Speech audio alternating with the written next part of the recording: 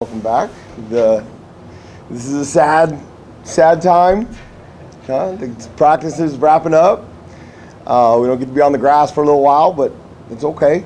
Like I've said all along, I think the most important time for this program and for our opportunity to win our 18th conference championship around here is getting in the weight room for the next 14 weeks. So we've made some good progress, but it's a little time to lay that down and shed a tear and move on. You did everything that you wanted to accomplish this spring? We did. I thought we made marketable improvement schematically, both the expectation on how they have to play. I mean, we watched some tape today, and being able to show them guys all the individual and fundamental stuff that we do in practice, because we do a ton of that stuff, and I think it's very key to the development, and just showing them that the muscle memory of that stuff transitioning into actual team periods is great. I mean, we finally got into some competition stuff this last week, which, I mean, that's compete is everything we want to do around here. Plus, it gets me back in the mode of trying to remember what we're doing on certain down and distance situations. So, I mean, I can remember throughout practice, okay, on second down this worked, this didn't work, and that stuff. I think that's good for the coaches. But the expectation of how hard they're expected to play, I thought was really good. They're figuring it out, and I thought the guys at the end of last year that were here in spring ball were playing significantly harder than all those freshmen that were playing. And now that they understand, we've made really good progress. So there's a lot of positives coming out of this spring ball. Was it hard to be as physical as you wanted to be because of the numbers? I think it was the rotation part of it was hard. Now, there's positives to everything. We have some things schematically that we're going to do next year that, because of the thin numbers, we've come up with some stuff. And I said it when I first took the job. We're 3-3-5 by number on paper. So I got no problem with playing 4 linebackers and 2 D linemen if those are your best players. If we've got packages that you have an opportunity to give something some problems, and we gave a lot of problems with different looks, then I'm all for that. Now, you can't be, I've talked about it a couple weeks ago, you can't be exotic and go with 7 DBs and no linebackers and then give them the exact same thing 2 weeks in a row, because they're going to light you up. So we've got numerous packages now that we can break out when we need them and get our best athletes on the field. And it's the focus right now is all about winning the 18th championship for this program, and that's where that's the look right now. To piggyback on that, but with the defensive line, do you feel that the reps the guys got, that because they were taking maybe more reps in later shifting formations, that they kind of made the most progress? Yes, because the thing, and this is where the second year of development of the scheme is important. So all of our 2D line packages, I didn't have to call anything different. Basically what we're doing is guys have to understand it. It's really important for the linebackers, and I think Coach Pierce has done a great job with that. So if we can make somebody a certain position, we can make one of the linebackers a nose guard. Well, he just has to do what the nose guard's doing, and we'll give him a direction to come from a different stunt. So we didn't have to put in a whole new package on the board. We didn't have to do anything because the scheme has evolved. So those guys got all the same practice reps. It's just, instead of having a nose guard in there, sometimes we line up with 2 5s, and I'll tell you what, when you put a 5 on each edge and there's nobody in the middle, the center's kind of going, okay, what the heck's going on? How are we going to figure this out? And there's some things that you can do.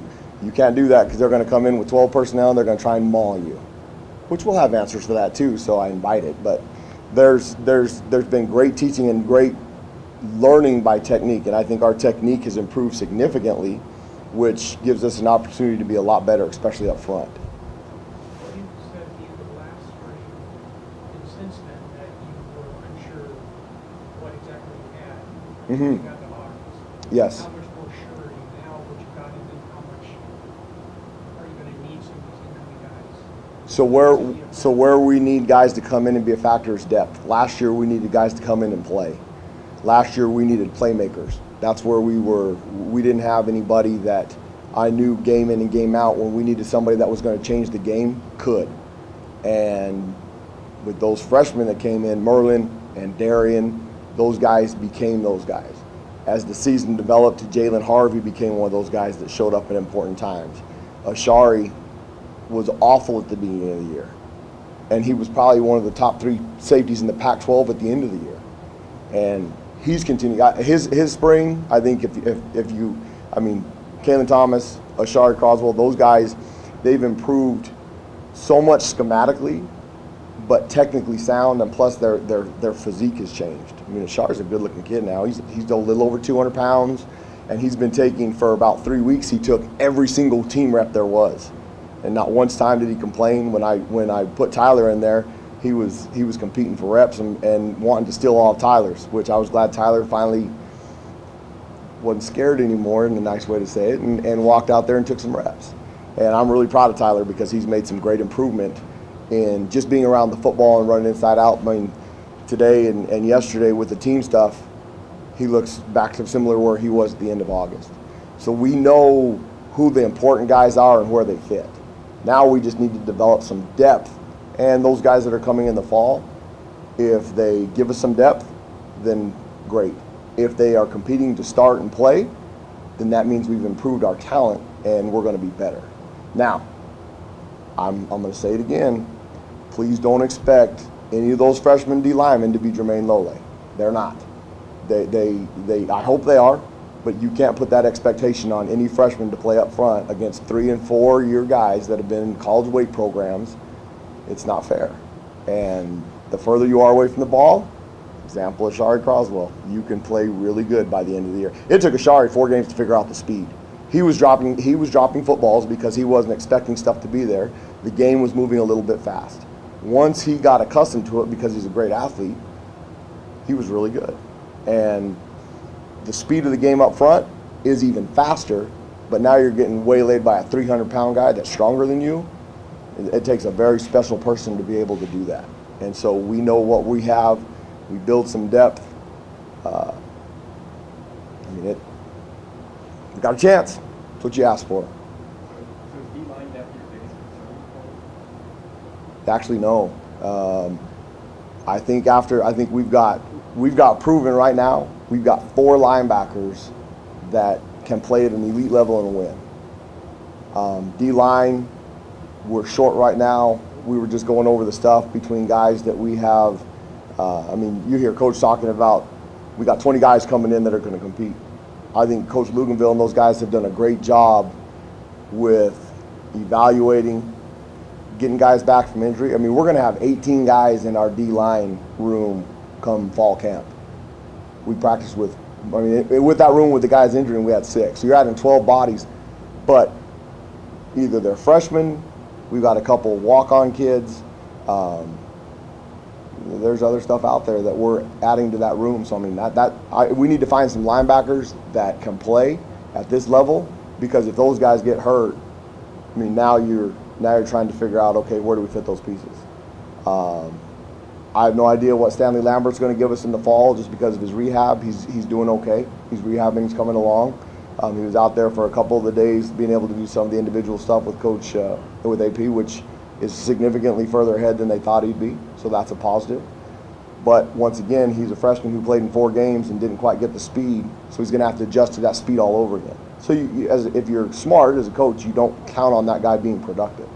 So we need to find some guys that are productive there. We've got plenty of stuff up front that we do, that the learning curve, the block reactions. I think Coach Kane has the hardest job in our scheme, because those guys have to know the difference between a scoop block, a down block, pullers. They read pullers and all that stuff just like linebackers. And our technician over the last month has been, we've done a lot of really good things. So we'll have the 29 practices, in August before we play Kent State, to develop some of those guys behind them. But I think we're going to be fine up front, especially with the way we rotate people early on. That we need to find a couple linebackers, and I hope Elijah Wart's coming in. I hope if he's as good as we think he is and can play and give us some depth, then we'll have 5 or 6 guys there. That is plenty. We get Tyler back here. He's out of his sling, so he can start getting in the weight room and getting that shoulder right. He's supposed to be released by mid-June. Now you have the right pieces. We didn't know what pieces we had and what we were missing. I know what we have that can be special. So now it's up to the coaches to put them in the right spot. And then the players got to play. Coaches don't win games. Players win games. And we've got enough of them to win games. You said the same thing you just said about Lord Way.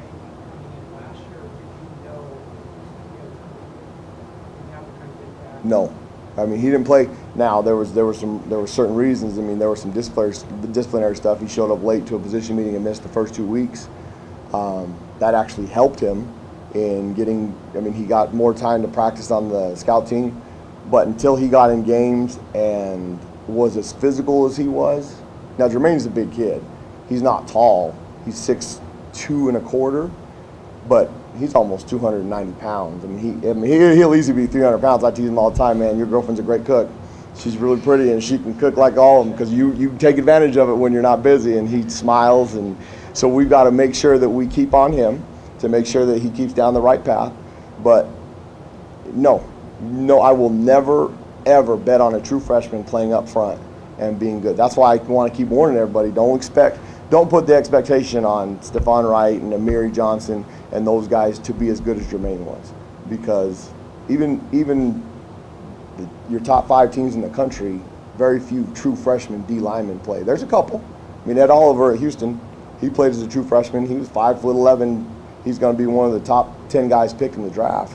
He played and dominated as a true freshman, but there's less than 2% of kids that can do that. So if you don't put that expectation on them, then they have a chance. And then you're happy with whatever they produce with. But I mean, the most important number around here right now is 18. We're trying to win our 18th conference championship. We've got the longest drought we've had between championships since 1931, between the board of the WAC and the Pac. So we've got to end that. And they know the number is 18. They're going to hear that more than they're going to get tired of hearing it, because we want to get that number up to 25, and you can't do 25 if you don't do 18. So that's the goal, and that's going to be the mindset from here on going forward, getting into that weight room. 14 weeks to get to 18. This is the program-wide push that 18. We're going to win the 18th conference championship. That's the most. Coach says it all the time. Our goal is to win the Pac-12 championship. If you win the Pac-12 championship and you do things right, you're going to be in contention for the CFP. You're going to have a chance to get back to the Rose Bowl. We won the Rose Bowl in '87. I'm using the term we now because we are the Sun Devils. We won the Rose Bowl in '87. Coach Cooper and their staff did a tremendous job. They beat Michigan 22-15, and then Coach Schneider played Coach Cooper in the 96-97 Rose Bowl, and they're a minute 41 away from winning the national championship because Florida wins the next night in the Sugar Bowl. The Coach Erickson comes in 2007, they win the 17th championship. It's now time to get to 18. And if you win every single game, you got 9 hard games in the Pac, and they talk about, I mean, Washington did it just a few years ago. They went undefeated and they won a key non-conference game. Well, we have one. We got Michigan State. Now, am I saying we're going to go 12-0? I'm not saying that. I'll never give you a prediction of a record because you never know. But if you build it the right way and you continue and they all work to the common goal, I mean, if you look back, history of Arizona State football, Coach Cush, here we go. They went from the border conference to the WAC conference. He was in the WAC conference from 61 till 67 before they won their first championship. So it doesn't happen overnight. It took Arizona State from 1978 to get into the Pac-8, which became the Pac-10, till 1987 before they win their first championship. Okay? We need to continue to change the tradition so that you're consistently competing for a championship like Coach Cush did in the border conference from 59 to 73, where they win 5 in a row. I mean, unbelievable. You win 5 conference championships in a row. Now you've got something. Now you're starting to build. I mean, that's why he's a legend around here. His 22 years, they won 154 games. That's where we want to get. The concentration now is to win the Pac-12 championship. We've won 17 championships at Arizona State football since 1931, since they got out of being independent and got into the border conference. Now it's 18. Win 18. Win the 18th championship. If you go undefeated, you have a chance to play for the CFP. You're going to be in that conversation. Then it all starts, if you go back to, a quarterback changes everything. I hope one of these 4 is the most special quarterback that we've had in Arizona State history. Because when Clemson got Deshaun Watson, they won a national championship. Alabama, Jalen Hurts took them to the national championship.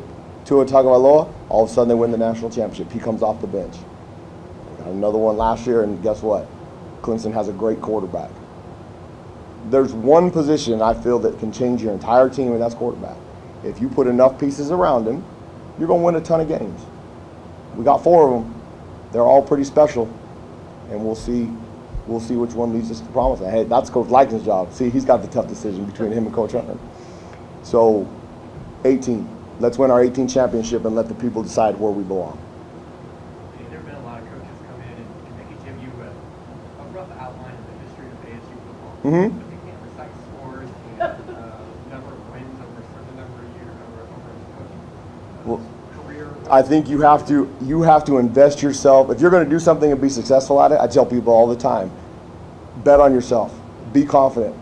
But Coach talks about all the time, seek knowledge, know where you came from, know what gets the drum to beat, know what it takes around here to be successful.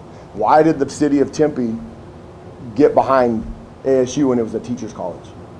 Why did Proposition 200, why did it make Arizona State University a college? Why was that important to the people around here? It was important to get money from the legislature to build this place up to be special.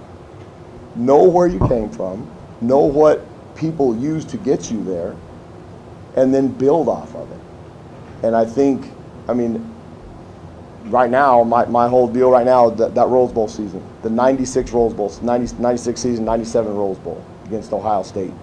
I've been watching that thing over and over to see, okay, what were they doing special within the program? Why was that day special? Okay, that game was tied 7-7 at halftime. They scored a goal up 17-14 with a minute 41. Ohio State doesn't have any timeouts. They got Joe Germain come in on the game because they needed a spark a little bit earlier in the game.